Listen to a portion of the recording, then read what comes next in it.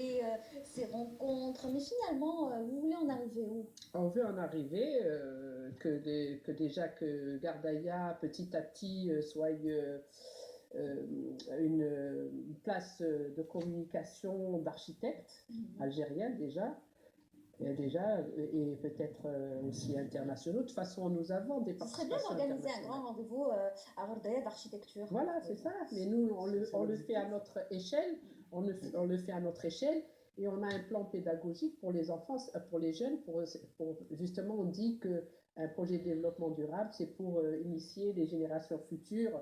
Nous, on initie les générations futures à connaître leur architecture, à le préserver, à l'aimer. Ça, c'est notre rôle en tant qu'association.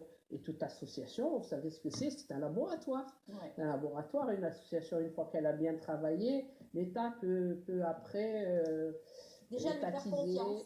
Mais comme il y a plusieurs associations qui sont devenues État, vous avez le commissariat à la majorité, par exemple, en Algérie. Nous, en France, il y avait le Club Med. C'était quoi? C'était une association. Maintenant, vous voyez où c'est. Oui, parce que vous prouvez parce que l'État, il faut qu'il vous fasse confiance. Voilà. Il ne faut pas faire confiance à n'importe quelle association. Oui. Il faut que vous soyez à la hauteur. Et je pense que... Déjà, nous, on a confiance en nous-mêmes. On avance, on sait ce qu'on fait. Ce qui se conçoit bien, s'énonce bien, se fait bien.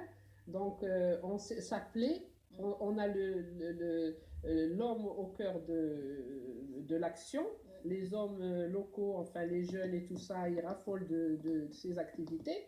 Donc, ça nous encourage à avancer.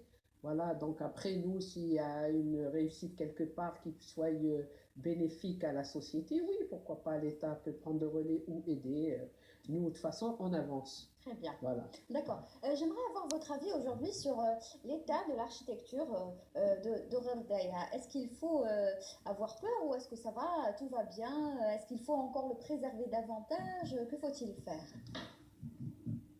À mon avis, tous les projets qui sont autour de la ville d'Agardaya avancent dans l'aspect recherche d'une manière très timide.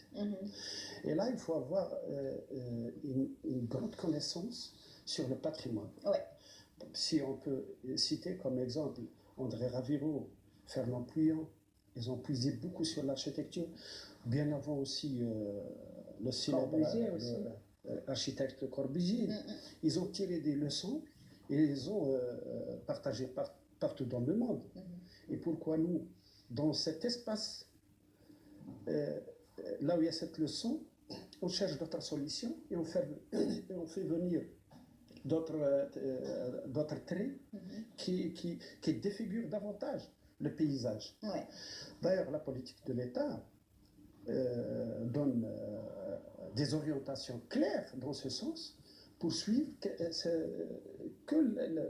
préserver le cachet architectural millénaire de la vallée.